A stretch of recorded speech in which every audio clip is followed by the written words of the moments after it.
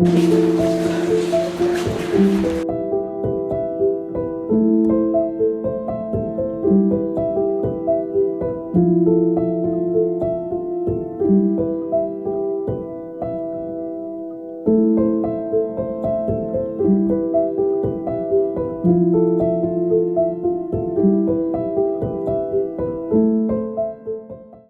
to you all. It is indeed a pleasure to have this World Mental Health Day celebration in NIMSR, and I'm grateful to all the dignitaries who could make it possible. And I'm very thankful to the first year MBBS students who took the initiative in preparing their posters, as well as I think essay is also there. And above all, I'm very grateful to the Department of Psychiatry for initiating, especially Dr. Longna and his team. The World Mental Health Day was on October 10th, but that time the children were having the vacation. So we decided to celebrate it on this day. Rather than celebration, I would like to use the word orientation and awareness campaign, because you are tomorrow's doctors and the whole thing, responsibility lies on you. How many of you are aware of the recent suicide by the Ernest Young individual, the worker, the lady who committed suicide? Just raise your hand. She was working with Ernest Young, and it's an American company, and she committed suicide. Her reason being, okay, if you don't, it will be good if you follow the news and the newspaper. And because of what you have shown, the stress, the mental agony, the anxiety, the depression, the theme of this year is mental health in workplace, and the color code is yellow. And most important thing is the work-life balance. It's very, very important, and I was really happy to see that many of you have touched upon the value of mindfulness, meditation, prayer, balanced diet, the relaxing exercises, the deep breathing exercises, as well as the social support group and the networking. And it is very important that we concentrate on all this as measures to handle mental stress or mental health disorder. It's not a shame, because I was very happy to see the stigma poster also.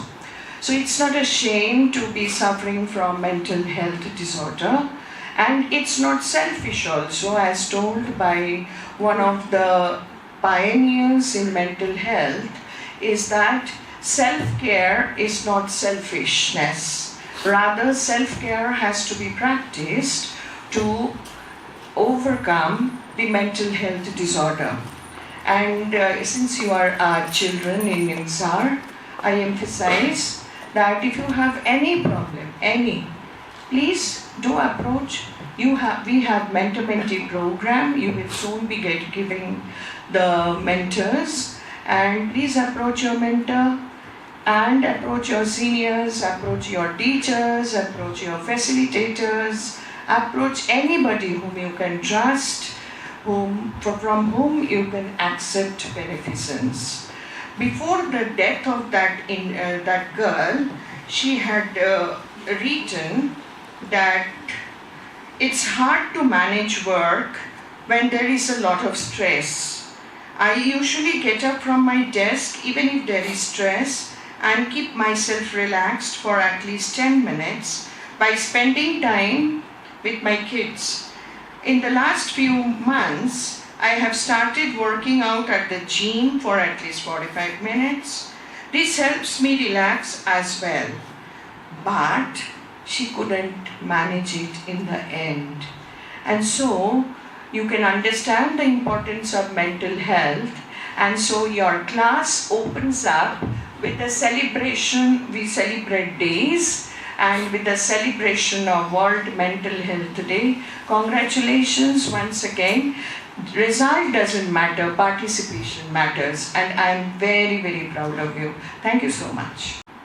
I recollect my student days when I first joined the medical college in Rajasthan in 1982.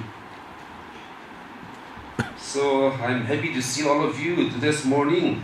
And as I've already stated, the World Mental Health is celebrated every year on 10 October.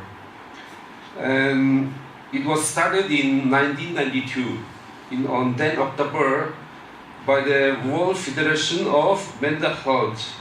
They launched this World Mental Health Day.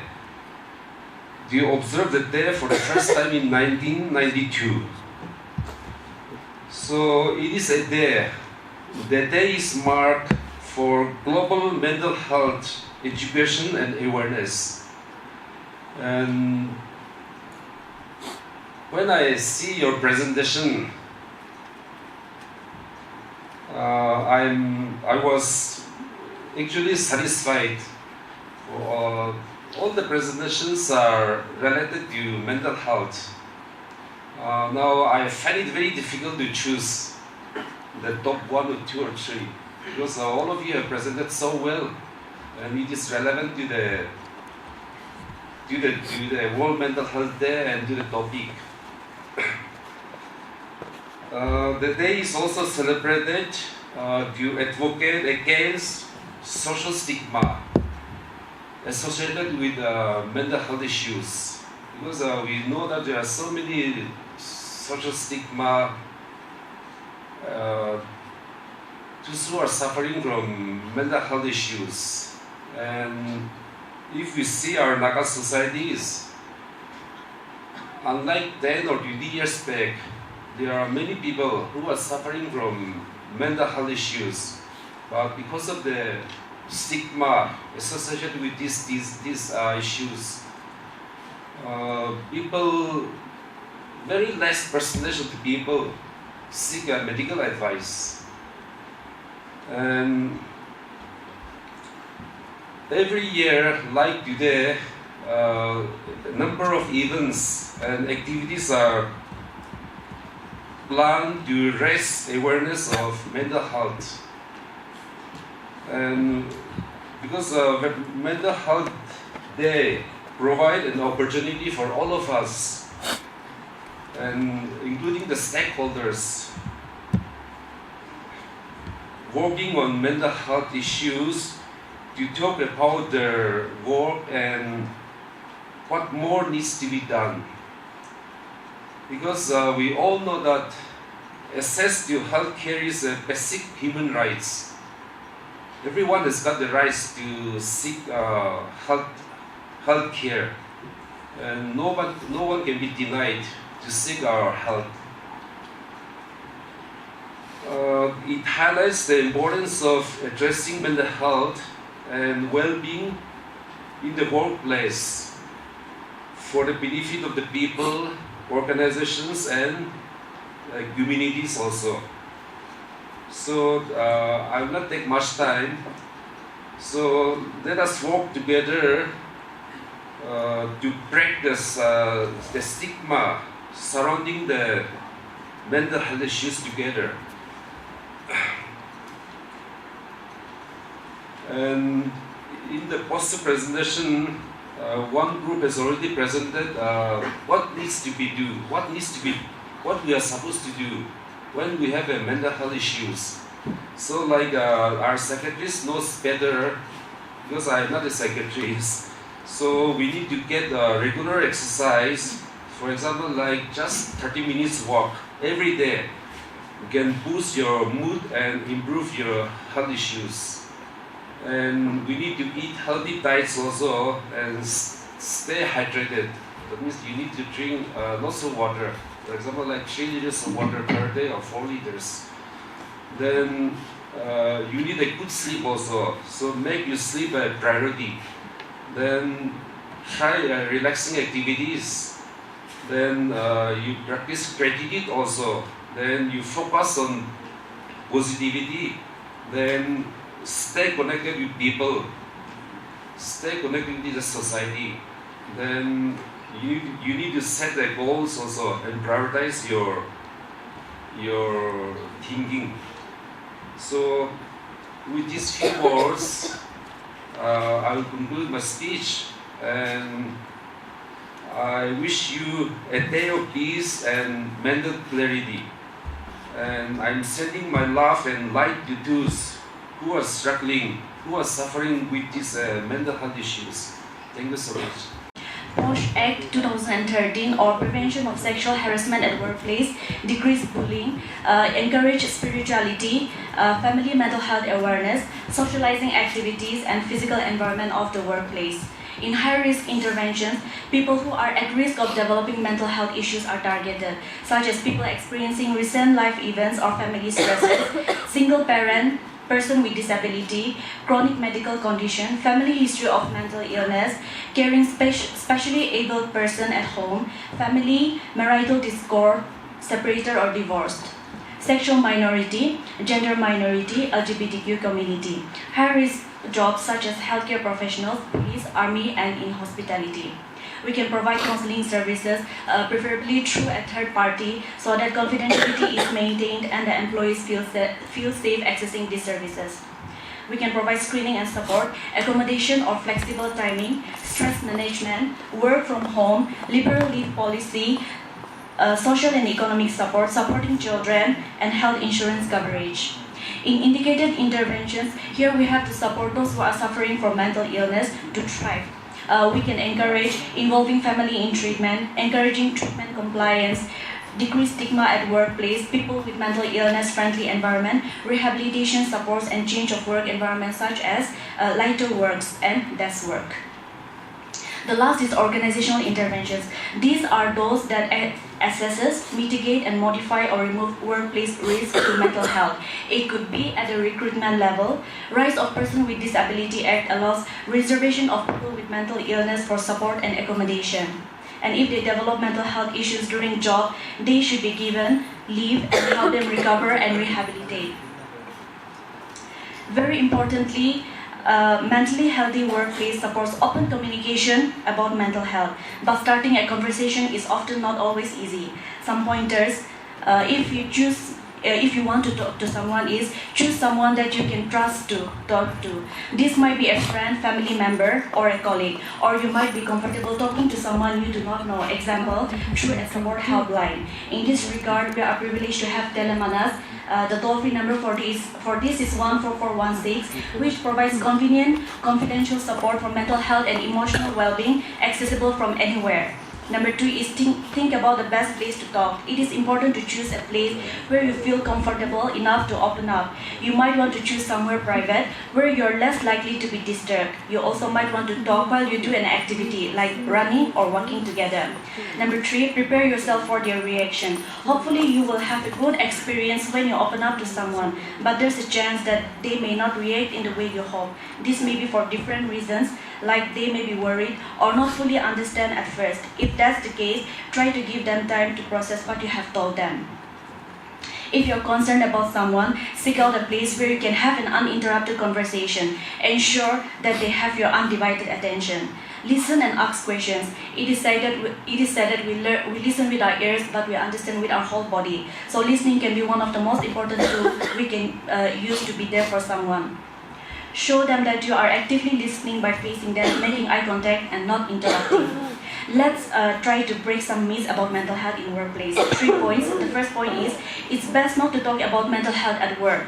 The fact is, being open about mental health mental health helps destigmatize the topic and can lead to better support for those who suffer.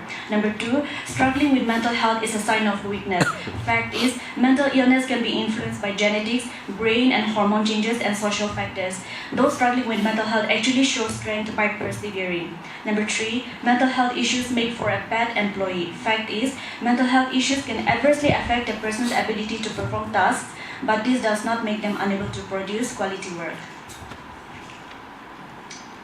Towards the conclusion, one of the greatest barriers we face in addressing mental health is the stigma surrounding it.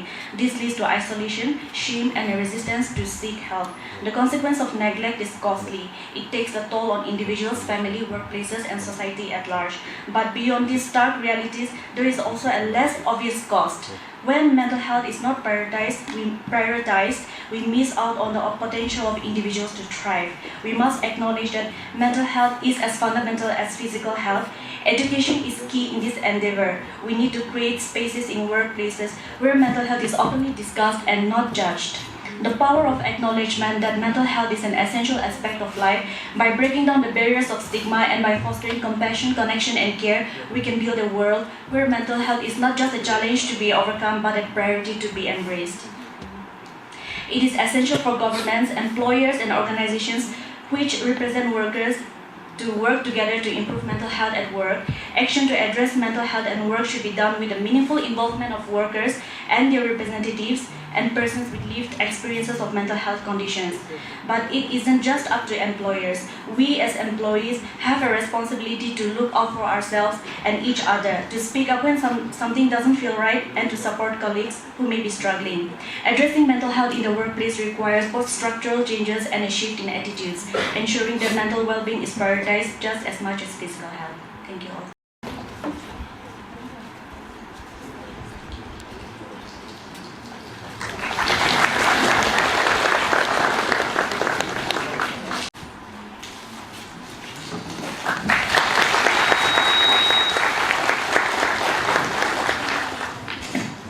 And for those presenter, good morning everyone.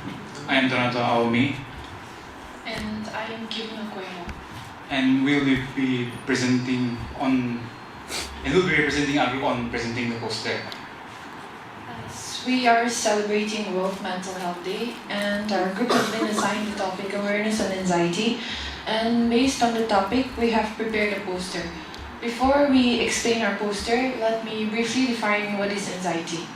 Anxiety is a feeling of fear, dread, and uneasiness, which causes one to sweat, feel restless, tense, and increased heartbeat. Now that we know what is anxiety, let's have a look at our poster. Through our poster, we have tried to depict anxiety with several symbolic features. Like the clouds above the girl's head represents the weight of an anxiety, which weighs as a constant burden on the mind. And I don't know if you can see, but the swirls around the girl represents the constant state of anxiousness and chaotic, overwhelming thoughts that the person suffering from anxiety goes through. And last, the colors we have chosen are blue and green, which symbolizes hope, calmness, and recovery. In this particular scenario, we have depicted the brain as the overwhelming negative thoughts that a person with anxiety experiences. For example, a person with social anxiety may not be able to express himself properly because of his fear of judgment or rejection from others, while his heart tells him otherwise. This is the internal conflict that a person with anxiety has suffered. And the words in the end: recognize, heal, and support. Emphasize on the importance of acknowledging anxiety, healing from it, and offering support to those who are suffering from it. Since this is a poster trying to spread awareness, we have listed a few signs of anxiety like excessive worry, restlessness, difficulty, and many more. And we also wrote on how we can manage anxiety. Some people may not know that they themselves are suffering from anxiety, or someone they love is suffering from anxiety. So we are hoping that through this poster we can help someone. And if anyone is suffering from anxiety, we have provided a hotline number which is available 24/7 which is available 24/7 if anyone needs help. Lastly, we would like to end by saying that if anyone is suffering from anxiety, you are not alone and help is always available. Thank you.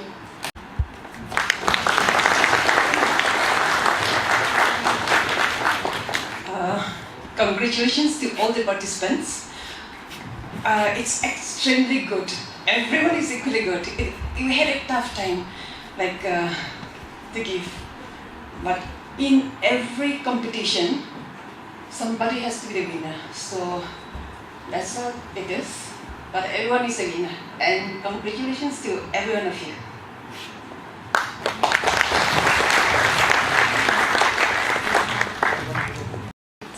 Chairperson, our medical superintendent, senior doctors from Naga Hospital, and everyone out here.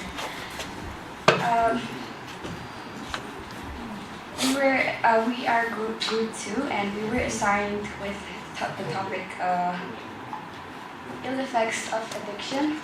And we are excited to present on this topic, which is an important and relevant issue in today's society.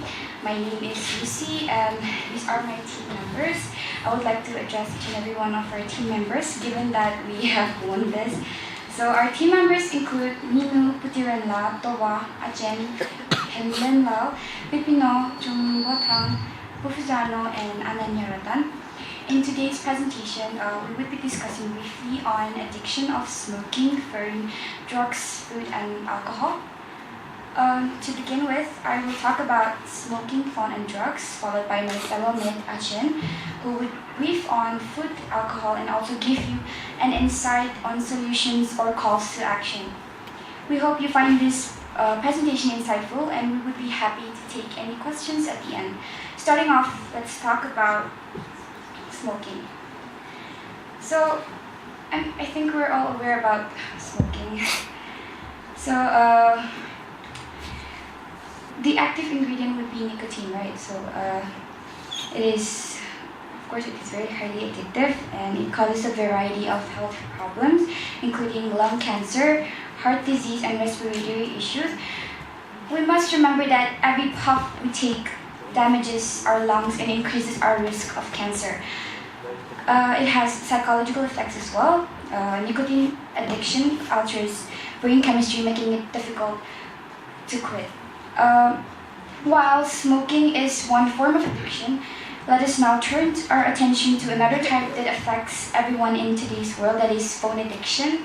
I'm pretty sure even right now as I speak, some of you might be busy on their phones, so I would really like to address on this issue as well. So it has become widespread, especially after COVID-19, with the rise of social media and instant communication. Phone addiction has become really widespread right now. Talking about social media, there are some people who needs constant validation through social media, likes and comments, which affects their self-esteem. And overuse of phones leads to anxiety, depression, and increased stress. While phone addiction has significant effects on mental health, there is another form of addiction, which is the most destructive of all, that is addiction of drugs. So it involves the use of illegal prescription drugs, which can quickly spiral out of control. Physical impacts include damage of vital organs, impaired cognitive functions, and weaken the immune system. Long-term effects, it can also alter brain functions, making it harder to experience joy or motivation without the drug. That wraps up the key points on smoking, phone, and drugs. To continue, our next speaker, Achen, would now take us through the remaining topics. Thank you to my teammate for this time, and I would like to continue on the remaining two topics, which are food, and which is given here, and alcohol. So for the first one, gluttony has been a serious problem for a long time, and it has always led to obesity, it causes serious mental and physical problems. And mentally, it can cause us to have a low self-esteem, and it can also cause us to have body dysmorphia. Physically, it can lead to severe like stomach ailments like gastritis or others. And for alcoholism, in our Naga context, for the past few decades, it has been a serious problem, and it mainly affects the liver, and it also causes kidney failure, pancreatitis, or other problems. And like families have been torn apart because of alcoholism, and parents who see their kids die before them, or kids watching their parents split apart because of these things. And so in conclusion, I would like to say that all of these affects like the addiction, it has only its disadvantages without any advantages, and so all of us, we can work together as a major concern. And in our present Naga society, we can take it as an individual, we can take it out to have self-control on these things, and as a society as a whole, we can take it as our responsibility to look after anyone who's addicted through rehab centers or other mental institutions. And so I would like to end our presentation by saying that all of us should come together and take this as a major point of concern so that we can live and go forward as a happy society. Thank you very much.